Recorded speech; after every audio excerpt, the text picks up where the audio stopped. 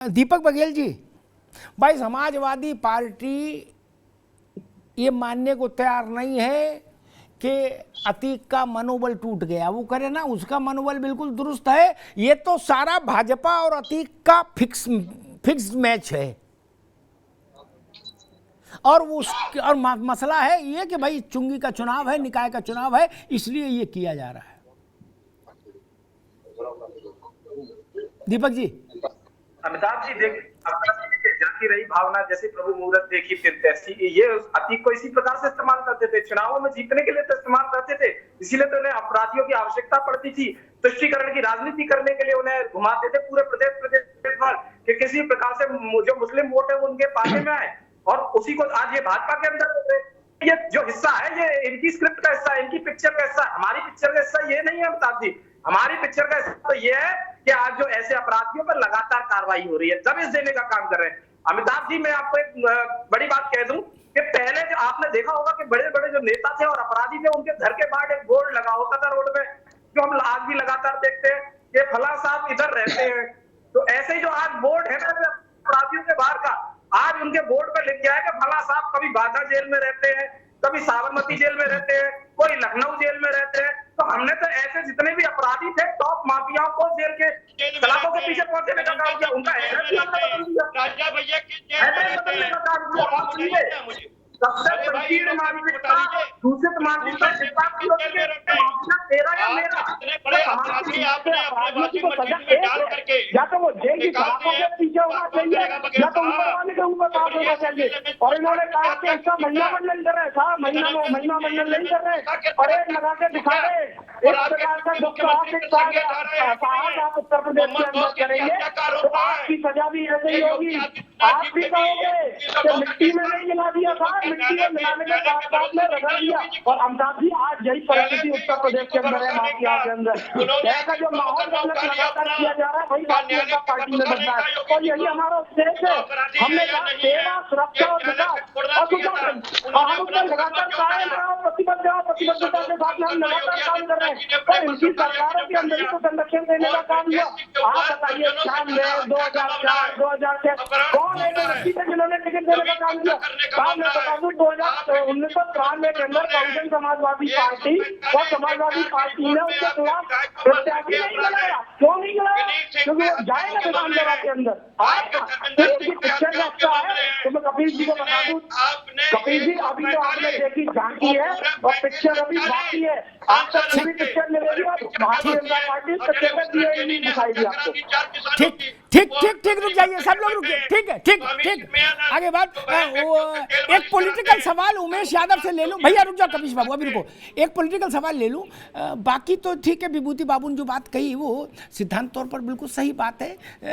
समदर्शी भी होना चाहिए शासन को, ठीक, उसके चश्मे में कोई शेड नहीं होना चाहिए।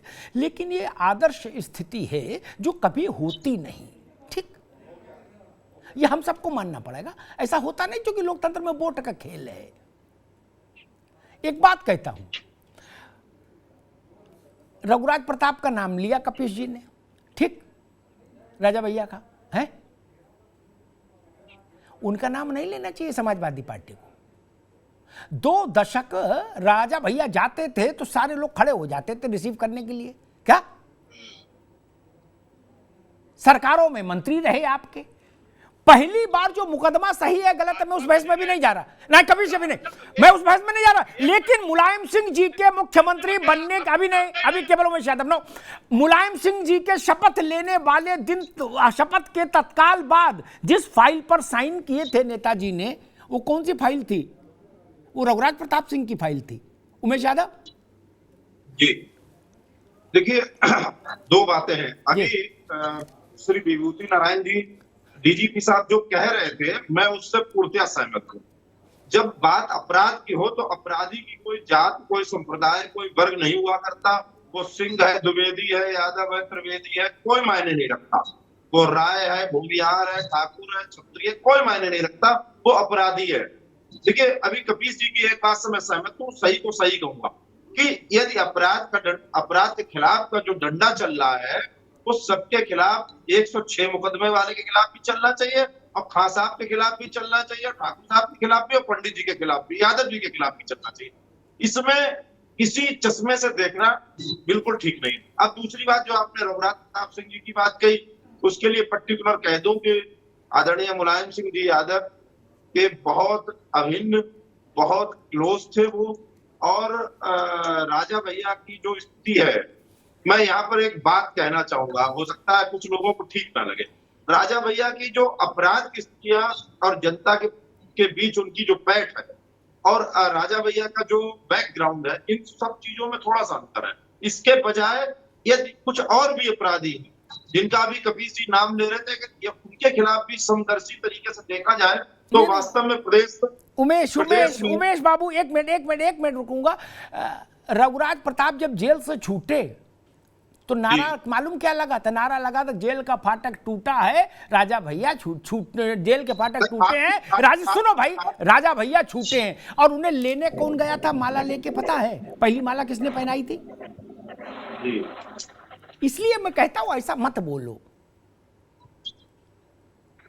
किसने माला पहनाई थी पहली जब वो जेल से बाहर आए थे?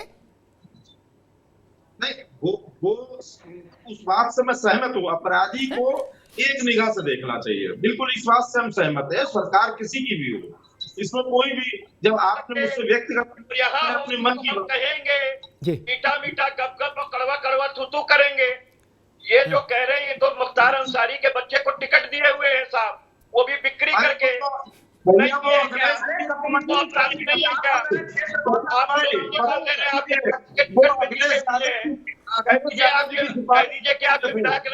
कार्रवाई कर दीजिए उनके ऊपर, क्यों नहीं करना चाहते हैं कार्रवाई? आप कार्रवाई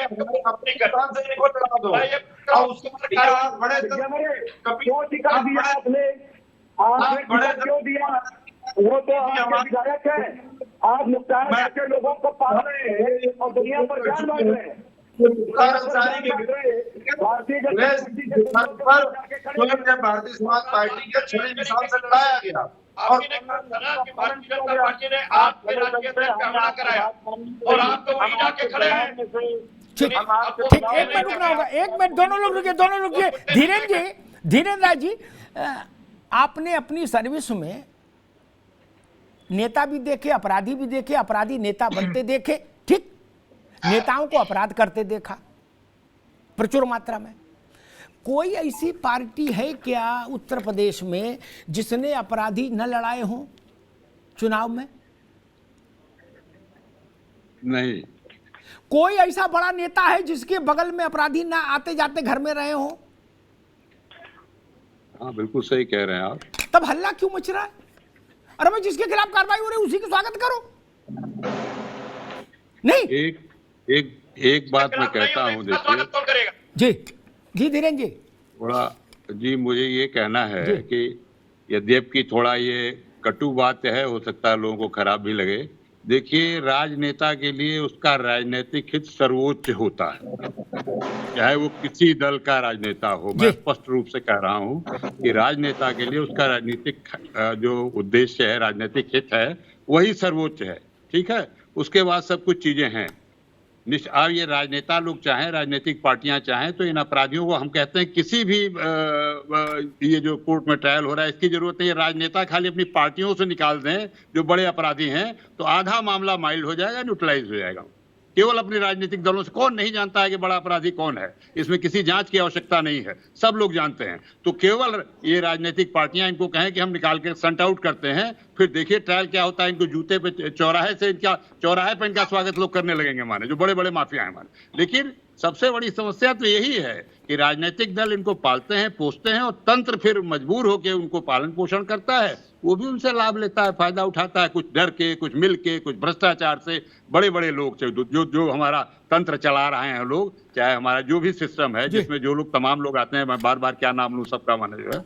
लेकिन अगर ये राजनीतिक पार्टियां इन बदमाशों को पार्टियों से निकाल दें, जिसके लिए किसी भी लीगल जरूरत, कोई लीगल वो नहीं है, ना कोई परेशानी है, सीधे से कहें कि साहब आप बदमाश हैं, नॉन बदमाश हैं, आपको हम अपनी पार्टी से निलंबित करते हैं, बाहर भगाते हैं जी, तो देखिए क्या असर हो जाता है। लेकिन ये कितना आसान काम है, लेकिन कोई नहीं करेगा, इसलिए कोई नहीं करेगा। दीपक बघेल जी, एक आरोप ये बहुत लगता है कि अपराधियों में भेदभाव हो रहा है। हालांकि मैं ये बात कह दूं कि हर दल के अपने ब्रांड के अपराधी हैं, हर दल के नेता के अपराधियों से रिश्ते हैं, सब पर लागू है। इसमें कोई कूदे चिल्लाए उससे मेरे तो फर्क नहीं पड़ता, सबके हैं। मेरे पास तो कुंडली दिमाग में रहती, मुझे गूगल थोड़े नहीं देखना। मैं नाम ले लेके बता दूं किसका कहां को, और ये भी बता दूं किस अपराधी के लिए कौन बड़ा नेता मंच पर क्या बोल के आया था, मुझे वो भी याद रहता है। क्या एक पूरब के बड़े अपराधी हैं, उनको एक प्रदेश के देश के बड़े नेता मंच पर पीठ ठोक के कहते हैं शेर है हमारा। क्या जब उनको शेर बता दिया तो विभूति नारायण राय और धीरेन्द्र राय क्या कर लेंगे? ये हथकड़ी पहना देंगे। दीपक जी, ये आरोप बार बार लगता है और सारे राजनीतिक दलों पर लगता है। सबको अपने अपराधी चाहिए, दूसरे के खिलाफ कार्रवाई हो जाए ठीक है, लेकिन अपना बचा रहे। ऐसा आरोप बार बार हर बार सत्ता पर लगता है, किसी पार्टी की सत्ता हो। दीपक बघेल। निश्चित तौर पर अमिताभ जी, देखिए आपको अनुभव ज्यादा है और आपको हम लोगों से ज्यादा जानकारी है। मेरी तो इतनी उम्र भी नहीं और ना मेरा इतना अनुभव है, परंतु मैं एक बात कह दूं स्पष्ट रूप से, भारतीय जनता पार्टी जाति, भाषा, क्षेत्र, धर्म के नाम पर किसी भी अपराधी के ऊपर कार्रवाई नहीं करती। अगर वो अपराधी है तो उसके ऊपर कार्रवाई करने का काम भारतीय जनता पार्टी ने किया है। आपको आवश्यकता नहीं आपको आवश्यकता नहीं किसी देश की, परंतु एक लिस्ट हमारे पास में भी है। देखिए मैं थोड़े से समय लूंगा आपका। मुख्तार अंसारी, अतीक अहमद, अरविंद कुमार, ओम प्रकाश, मुरीन मंडोली, खान मुबारक, अमित कसाना, आकाश जाट, उधम सिंह, योगेश भदौड़ा, अजीत, सुशील, जीवा, सुंदर घाटी, ये सारे लोग कौन है? आज इन सबको जेल से पीछे पहुंचाने का काम किया। ऐसे ही जो पेशेवर अपराधी हैं, उनकी जो लचक पहली व्यवस्था थी उत्तर प्रदेश के अंदर, इनको जो राजनीतिक संरक्षण मिलता था, आज राजनीतिक संरक्षण खत्म करके उनकी पैरवी करने का काम किया है। उसी का परिणाम है। देखिए मुख्तार अंसारी जैसे और अतीक अहमद जैसे अपराधी आज रहन की भीख मांग रहे हैं। आज वो उत्तर प्रदेश के यशस्वी मुख्यमंत्री योगी आदित्यनाथ जी से कह रहे थे, साथ बख्शो, मेरे पत्नी को बख्शो, मेरे बेटों को बख्शो, मैं हमारी जान रख दो। आपको असर है ना बिना किसी न किसी कारण से तो हुआ होगा ना। कपिल जी देखिए, कपिल जी जिस पिक्चर से आते हैं, कपिल जी जो नेता है जिस पिक्चर में एक्टिंग करते हैं, उस पिक्चर के अंदर तो सबसे ज्यादा संरक्षण इन्हीं लोगों का हुआ है। किसी भी समय के अपराधी को रिकॉर्ड उठा लीजिए। अगर अपराधियों के लिए अगर सांप्रदायिक सौहार्द के नाम पर अगर आतंकवादियों को छुड़ाने की बात आए तो कपिल जी की पार्टी आगे निकलेगी, आतंकियों के साथ में खड़े हो जाते हैं, तुष्टिकरण के लिए खड़े हो जाते हैं, तो कभी अपराधियों के पीछे खड़े हो जाते हैं। भारतीय जनता पार्टी को लगातार ऐसे अपराधी के प्रति कार्रवाई करने का काम कर रही है। देखिए जो अपराधी है उसने अगर इस प्रकार का दुष्कर्म किया है तो हम बता रहे हैं कि आपके दुष्कर्म की सजा ये होगी और अन्य को भी बता रहे हैं अगर ऐसा दुष्कर्म करने की हिम्मत करी तो देखिए परेड लगेगी साबरमती टू प्रयागराज टू साबरमती। हर दिन आपको डर और भय के साथ में जीना पड़ेगा, न जाने कब आपका एनकाउंटर हो जाए। ऐसी भय की स्थिति में जी रहे हैं अपराधी। तो देखिए मैं निश्चित तौर पर कह सकता हूँ उत्तर प्रदेश की जो फिल्म है उसका परिचय लगता है जिस प्रयागराज के अंदर लगातार ऐसे माफियाओं का डर का आलम था, आज प्रयागराज की जनता के मन में से वो भय निकल चुका है अतीक अहमद का। और वो देखिए प्रखर होकर मुखर होकर उसके खिलाफ नारेबाजी का कोर्ट के अंदर आपने देखा होगा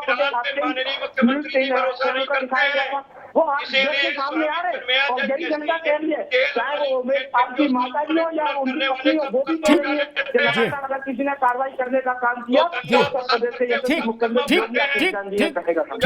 ठीक, दोनों लोग रुकना होगा, दोनों लोगों को रुकना होगा।